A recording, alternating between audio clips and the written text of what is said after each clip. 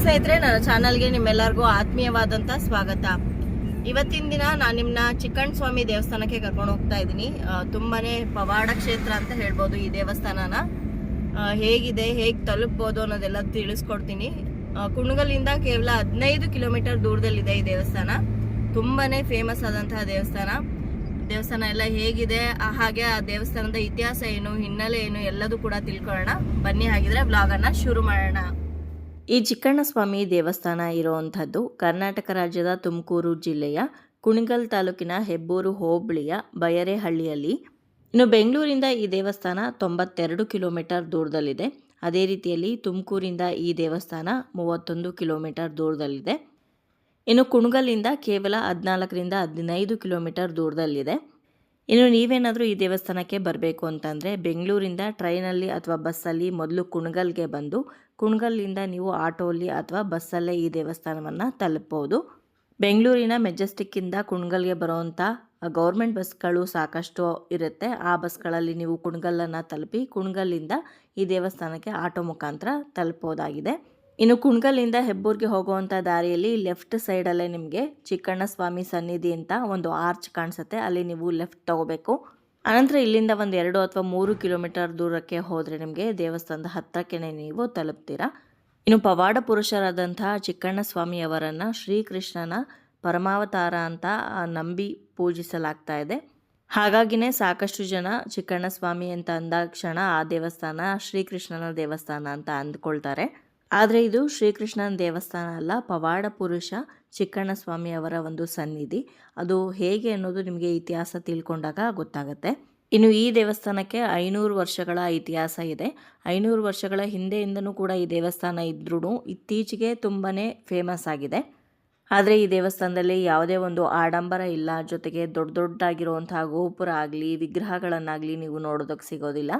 ತುಂಬ ತುಂಬಾ ಸಿಂಪಲ್ ಆಗಿದೆ ದೇವಸ್ಥಾನ. ನೋಡಿದ ತಕ್ಷಣ ನಿಮಗೆ ಇದು ದೇವಸ್ಥಾನ ಅಂತಲೇ ಅನಿಸೋದಿಲ್ಲ. ಯಾಕಂದರೆ ದೇವರು ಗುಡಿಸಲಿನಲ್ಲಿ ಇರೋವಂಥದ್ದು. ಈ ದೇವಸ್ಥಾನಕ್ಕೆ ಬರುವಂತಹ ಭಕ್ತಾದಿಗಳು ಎಷ್ಟೇ ಪ್ರಯತ್ನ ಪಟ್ಟರೂ ಕೂಡ ಇಲ್ಲಿ ದೇವಸ್ಥಾನವನ್ನು ಕಟ್ಟೋದಕ್ಕೆ ಸಾಧ್ಯ ಆಗಿಲ್ಲ. ಯಾಕಂದರೆ ಇಲ್ಲಿ ದೇವರು ಅಪ್ಪಣೆಯನ್ನು ಕೊಟ್ಟಿಲ್ಲ ಗೋಪುರವನ್ನು ಕಟ್ಟೋದಕ್ಕೆ ಅಥವಾ ದೇವಸ್ಥಾನವನ್ನು ಅಭಿವೃದ್ಧಿ ಮಾಡೋದಕ್ಕೆ ಅಂತ ಹೇಳ್ತಾರೆ. ನಾವು ಈ ಸಲ ಈ ದೇವಸ್ಥಾನಕ್ಕೆ ಹೋಗೋ ಅಷ್ಟರಲ್ಲಿ ಸ್ವಲ್ಪ ಕತ್ಲಾಗ್ತಾ ಬಂದಿತ್ತು. ಹಾಗಾಗಿ ತುಂಬಾ ಜನ ಕಡಿಮೆ ಇದ್ದರು. ನಾವು ಫಸ್ಟ್ ಟೈಮ್ ಈ ದೇವಸ್ಥಾನಕ್ಕೆ ಹೋದಾಗ ಸುಮಾರು 2 ಅವರು ನಾವು ಕ್ಯೂ ಅಲ್ಲಿ ವೆಯ್ಟ್ ಮಾಡಿದ್ವಿ. ಅಷ್ಟೊಂದು ಕ್ಯೂ ಇತ್ತು. ಆದರೆ ನಾವು ಇವತ್ತು ಹೋದಾಗ ತುಂಬಾ ಜನ ಕಡಿಮೆ ಇದ್ದರು. ಅಲ್ಲಿ ಪುರೋಹಿತರನ್ನ ಕೇಳಿದಾಗ ಬುಧವಾರ ಗುರುವಾರ ದಿವಸ ಸ್ವಲ್ಪ ಜನ ಕಡಿಮೆ ಇರ್ತಾರೆ. ಇನ್ನು ಮಾಮೂಲಿ ದಿನದಲ್ಲಂತೂ ಸಿಕ್ಕಾಪಟ್ಟೆ ಜನ ಇರ್ತಾರೆ. ಅದರಲ್ಲೂ ಭಾನುವಾರದ ದಿವಸ ಅಂತೂ ತುಂಬಾ ರಶ್ ಇರುತ್ತೆ ದೇವಸ್ಥಾನ ಅಂತ ಹೇಳಿದರು. ಇವಾಗ ನೀವು ನೋಡ್ತಾ ಇರೋವಂಥದ್ದೇ ಪವಾಡ ಪುರುಷರಾದಂತಹ ಚಿಕ್ಕಣ್ಣ ಸ್ವಾಮಿಯವರ ಸನ್ನಿಧಿ. ಗುಡಿಸ್ಲಿಗೆ ಏನೂ ಆಗಬಾರ್ದು ಅಂತ ಮೇಲ್ಗಡೆ ಸ್ವಲ್ಪ ಹೆಂಚನ್ನು ಹಾಕಿದ್ದಾರೆ ಬಿಟ್ಟರೆ ಅದ್ರ ಕೆಳಗಡೆ ಬಾಳೆಪಟ್ಟಿಯಲ್ಲಿ ಮಾಡಿರೋವಂಥ ಗುಡಿಸಲಿನ ಒಳಗಡೆನೆ ದೇವರಿರೋವಂಥದ್ದು. ನಾನಿಲ್ಲಿ ಒಳಗಡೆ ನಿಮಗೆ ದೇವರ ದರ್ಶನವನ್ನು ಮಾಡಿಸೋದಕ್ಕೆ ಸಾಧ್ಯ ಆಗಿಲ್ಲ. ಯಾಕಂದರೆ ಅಲ್ಲಿ ಫೋಟೋ ವಿಡಿಯೋ ಏನೂ ತೆಗೆಯೋ ಹಾಗಿಲ್ಲ ಅಂತ ಬೋರ್ಡ್ ಹಾಕಿದ್ರು. ಹಾಗಾಗಿ ದೇವ್ರ ಫೋಟೋನ ಸ್ಕ್ರೀನ್ ಮೇಲೆ ಹಾಕ್ತೀನಿ, ನೀವು ಇಲ್ಲಿಂದನೇ ದರ್ಶನ ಮಾಡ್ಕೊಳ್ಳಿ.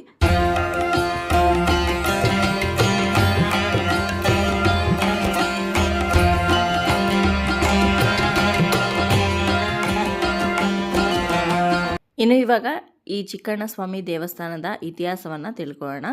ಮೂಲತಃ ಚಿಕ್ಕಣ್ಣ ಸ್ವಾಮಿಯವರು ಪಶುಪಾಲಕರಾಗಿರ್ತಾರೆ. ಚಿಕ್ಕಣ್ಣ ಸ್ವಾಮಿಯವರ ಮೂಲ ಯಾವುದು ಅಂತ ಕೇಳೋದಾದರೆ ತುಮಕೂರು ಜಿಲ್ಲೆಯ ಶಿರಾ ತಾಲೂಕಿನ ಕಳ್ಳಂಬೆಳ್ಳ ಅನ್ನೋ ಒಂದು ಊರಿನಲ್ಲಿ ಇವರು ನೆಲೆಸಿರ್ತಾರೆ. ಹೀಗೆ ಒಂದಿನ ಕಳ್ಳಂಬೆಳ್ಳ ಕೆರೆ ಹತ್ರ ಗದ್ದೆ ಬಯಲಿನಲ್ಲಿ ದನಗಳನ್ನ ಮೇಯಿಸ್ತಾ ಇರುವಾಗ ಚಿಕ್ಕಣ್ಣ ಸ್ವಾಮಿ ಅವ್ರಿಗೂ ಮತ್ತು ಮುಸ್ಲಿಂ ಸಮುದಾಯದವರ ನಡುವೆ ಒಂದು ಘೋರ ಯುದ್ಧ ನಡೆಯುತ್ತೆ. ಈ ಯುದ್ಧದಲ್ಲಿ ಹಸುಗಳನ್ನು ಅಂದರೆ ಪಶುಗಳನ್ನು ಉಳಿಸೋದಕ್ಕೋಸ್ಕರ ಹೋರಾಡಿ ವೀರ ಮರಣವನ್ನು ಹೊಂದುತ್ತಾರೆ ಚಿಕ್ಕಣ್ಣ ಸ್ವಾಮಿಯವರು. ಈ ಯುದ್ಧ ಆದ ನಂತರ ಚಿಕ್ಕಣ್ಣ ಸ್ವಾಮಿಯವರ ಸಂಬಂಧಿಗಳೆಲ್ಲ ಕೂಡ ಕಳ್ಳಂಬೆಳ್ಳ ಗ್ರಾಮವನ್ನು ಬಿಟ್ಟು ತುಮಕೂರಿನ ಹೆಬ್ಬೂರು ಹೋಬಳಿಯಲ್ಲಿರುವಂಥ ಒಂದು ಬಯಲು ಪ್ರದೇಶದಲ್ಲಿ ಗುಡಿಸಲನ್ನು ಕಟ್ಟಿಕೊಂಡು ಅಲ್ಲೇ ನೆಲೆಸ್ತಾರೆ. ಇನ್ನು ಆ ರೀತಿ ನೆಲೆಗೊಂಡಿದ್ದ ನಂತರ ಅವರು ತಮ್ಮ ಗುಡಿಸಲಿನಲ್ಲಿನೇ ವೀರ ಮರಣವನ್ನು ಹೊಂದಿದಂಥ ಚಿಕ್ಕಣ್ಣ ಸ್ವಾಮಿಯವ್ರನ್ನ ಪ್ರತಿನಿತ್ಯನೂ ಕೂಡ ಪೂಜೆ ಮಾಡ್ತಾ ಬರ್ತಾರೆ. ಹಾಗಾಗಿನೇ ಆ ಒಂದು ಗ್ರಾಮಕ್ಕೆ ಚಿಕ್ಕಣ್ಣ ಸ್ವಾಮಿ ಹಟ್ಟಿ ಅಂತ ಹೆಸರು ಬರುತ್ತೆ. ಹಾಗೂ ಚಿಕ್ಕಣ್ಣ ಸ್ವಾಮಿ ಅವರ ಸಂಬಂಧಿಕರೇನೆ ಇವತ್ತಿಗೂ ಕೂಡ ದೇವರ ಪೂಜೆಯನ್ನು ಈ ಜಾಗದಲ್ಲಿ ನೆರವೇರಿಸ್ಕೊಳ್ತಾ ಬರ್ತಾ ಇದ್ದಾರೆ. ಸುಮಾರು 500 ವರ್ಷಗಳಾಗಿದೆ ಈ ದೇವಸ್ಥಾನ ಇಲ್ಲಿ ಗುಡಿಸಲಿನಲ್ಲಿ ಸ್ಥಾಪನೆ ಆಗಿ. ರಾಜ್ಯದಲ್ಲಿರುವಂತಹ ಎಲ್ಲ ಧರ್ಮದ ಜನರು ಕೂಡ ಇಲ್ಲಿಗೆ ಬರ್ತಾರೆ. ಬರೀ ಹಿಂದೂಗಳು ಮಾತ್ರನೇ ಅಲ್ಲ, ಮುಸ್ಲಿಮರು ಕೂಡ ಹೆಚ್ಚಿನ ಸಂಖ್ಯೆಯಲ್ಲಿ ಈ ದೇವಸ್ಥಾನಕ್ಕೆ ಬರ್ತಾರೆ. ಈ ದೇವಸ್ಥಾನದಲ್ಲಿ ಯಾವುದೇ ಮತ, ಜಾತಿ, ಧರ್ಮ ಇದ್ಯಾವುದು ಕೂಡ ಇಲ್ಲ. ಇನ್ನು 500 ವರ್ಷದ ಹಿಂದೆ ಅವ್ರ ಸಂಬಂಧಿಕರು ಅವ್ರ ಊರನ್ನು ಬಿಟ್ಟು ಈ ಜಾಗದಲ್ಲಿ ಬಂದು ಒಂದು ಗುಡಿಸಲನ್ನು ಹಾಕೊಂಡ್ರು ಅಂತ ಹೇಳಿದ್ನಲ್ಲ, ಆ ಗುಡಿಸಲು ಬಾಳೆಪಟ್ಟಿಯಿಂದ ಮಾಡಿರುವಂಥದ್ದು. ಇವತ್ತಿಗೂ ಕೂಡ ಅದೇ ಒಂದು ಗುಡಿಸಲಿನಲ್ಲೇ ದೇವರಿರೋವಂಥದ್ದು. ಇಲ್ಲಿನ ವಿಶೇಷ ಅಂದರೆ ದೇವರು ಎಷ್ಟೇ ಪ್ರಖ್ಯಾತಿನ ಹೊಂದಿದ್ರು, ಪ್ರಸಿದ್ಧಿ ಆಗಿದ್ರೂ ಕೂಡ ದೇವಾಲಯ ಮಾತ್ರ ಗುಡಿಸಲಿನಲ್ಲೇ ಇರೋವಂಥದ್ದು. ದೇವರಿಗೆ ಪ್ರತಿನಿತ್ಯ ನೂರಾರು ಭಕ್ತರು ಬರ್ತಾರೆ. ಹಾಗೆ ಹರಕೆಯ ರೂಪದಲ್ಲಿ ಸಾಕಷ್ಟು ಕಾಣಿಕೆಯನ್ನು ಕೂಡ ಇಲ್ಲಿ ಅರ್ಪಿಸ್ತಾರೆ. ಆದರೆ ದೇವಸ್ಥಾನ ಮಾತ್ರ ಅಭಿವೃದ್ಧಿ ಆಗಿಲ್ಲ. ಗುಡಿಸಲನ್ನ ಕಿತ್ತಾಕಿ ನೂತನವಾಗಿ ದೇವಸ್ಥಾನ ಕಟ್ಟಬೇಕು ಅಂತ ಅಂದ್ಕೊಂಡ್ರೂ ಕೂಡ ಇಲ್ಲಿ ದೇವರು ಅಪ್ಪಣೆ ಕೊಡ್ತಾ ಇಲ್ಲ ದೇವರಿಗೆ ಗೋಪುರ ಕಟ್ಟೋದಕ್ಕೆ ಅಂತ ಹೇಳ್ತಾರೆ. ಇವಾಗ ಸದ್ಯಕ್ಕೆ ಚಿಕ್ಕಣ್ಣಸ್ವಾಮಿಯವರ 5ನೇ ತಲೆಮಾರಿನವರು ಈ ದೇವಸ್ಥಾನದ ಉಸ್ತುವಾರಿಯನ್ನು ವಹಿಸ್ಕೊಂಡಿದ್ದಾರೆ. ಅವರೇ ಪೂಜೆಯನ್ನು ಕೂಡ ನೆರವೇರಿಸ್ತಾ ಇದ್ದಾರೆ.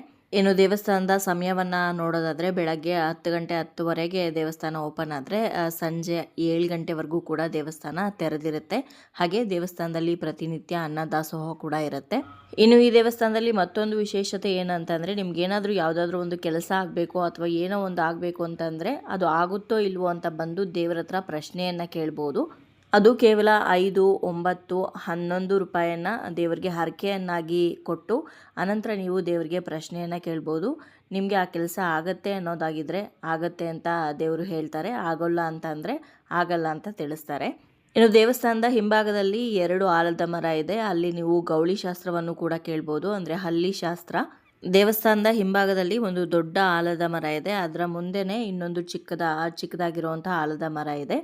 ದೊಡ್ಡ ಆಲಮರದ ಮುಂದೆ ನಿಂತ್ಕೊಂಡು ನಿಮಗೆ ಏನು ಕೆಲಸ ಆಗಬೇಕು ಅಂದ್ಕೊಂಡಿರುತ್ತೋ ಅದನ್ನು ಆಗುತ್ತಾ ಇಲ್ವಾ ಅಂತ ದೇವರ ಹತ್ರ ಕೇಳಿದ್ರೆ ಆಗೋ ಹಾಗಿದ್ರೆ ದೊಡ್ಡ ಆಲದ ಮರದಲ್ಲಿ ಹಲ್ಲಿ ಲೊಚ್ಕೊಡುತ್ತೆ.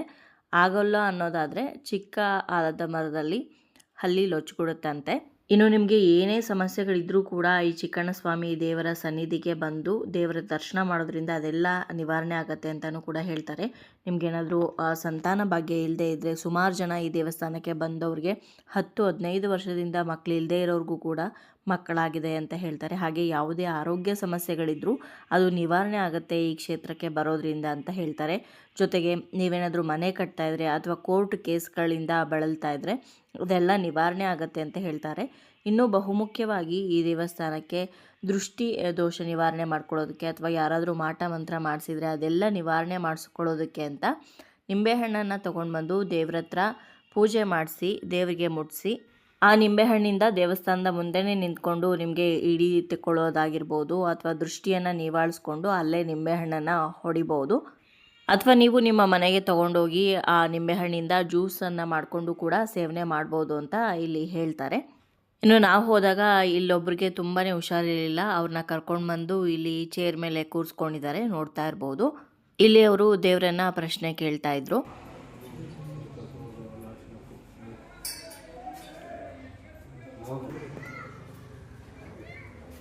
ಬೆಳಿಗ್ಗೆ 5 ಗಂಟೆ 6 ಗಂಟೆ ಕ್ಲೋಸ್ ಇರೋಲ್ಲ. ಬೆಳಿಗ್ಗೆ 10:30ರಿಂದ 7 ಗಂಟೆ ಕ್ಲೋಸ್. ರಶ್ ಇರುತ್ತಲ್ಲ. ಶನಿವಾರ ನಾವು ಬಂದಾಗ ಫುಲ್ ರಶ್ ಇರ್ತದೆ. ಅದೇ ಬುಧವಾರ ಗುರುವಾರ 2 ದಿನ ಮಾತ್ರ ಫ್ರೀ ಇರ್ತದೆ, ಹಿಂಗಿರ್ತದೆ. ಶನಿವಾರ ಭಾನುವಾರ ರಶ್ ಇರ್ತದೆ. ಇನ್ನು ದೇವಸ್ಥಾನದ ಮುಂಭಾಗದಲ್ಲಿ ಸಾಕಷ್ಟು ಜಾಗ ಇರೋದ್ರಿಂದ ಇಲ್ಲಿ ಸಂತೆ ಕೂಡ ನಡೆಯುತ್ತೆ. ತರಕಾರಿಗಳನ್ನೆಲ್ಲ ಫ್ರೆಶ್ ಆಗಿ ನೀವು ತೊಗೊಂಡೋಗ್ಬೋದು. ಇನ್ನು ದೇವಸ್ಥಾನದಲ್ಲಿ ಶಿವರಾತ್ರಿ ಆದ 1 ವಾರಕ್ಕೆ ಕರೆಕ್ಟಾಗಿ ಇಲ್ಲಿ ಜಾತ್ರಾ ಮಹೋತ್ಸವ ತುಂಬ ವಿಜೃಂಭಣೆಯಿಂದ ನಡೆಯುತ್ತೆ. ಲಕ್ಷಾಂತರ ಜನ ಇಲ್ಲಿ ಸೇರ್ತಾರಂತೆ ಆ ಸಮಯದಲ್ಲಿ.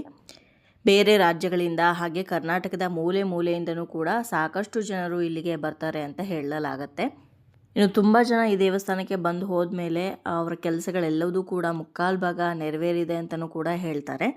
ಇನ್ನು ನಾನು ಹೇಳಿದ್ನಲ್ವ, ದೇವಸ್ಥಾನದಲ್ಲಿ ನೀವು ನಿಂಬೆಹಣ್ಣನ್ನು ಮಂತ್ರಿಸ್ಕೊಂಡು ಹೋಗಿ ಈ ಜಾಗದಲ್ಲಿ ನಿಂಬೆಹಣ್ಣನ್ನು ನೀವು ದೃಷ್ಟಿ ತೆಕ್ಕೊಳ್ಬೋದು.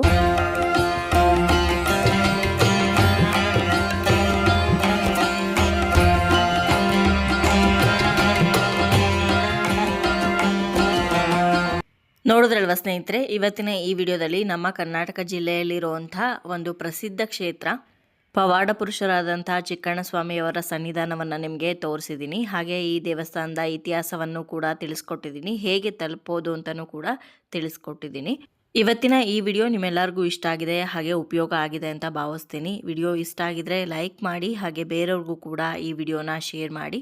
ನಿಮ್ಮ ಅನಿಸಿಕೆ ಅಭಿಪ್ರಾಯವನ್ನು ಖಂಡಿತವಾಗ್ಲೂ ಕಮೆಂಟ್ ಮುಖಾಂತರ ಬರೆದು ತಿಳಿಸಿ.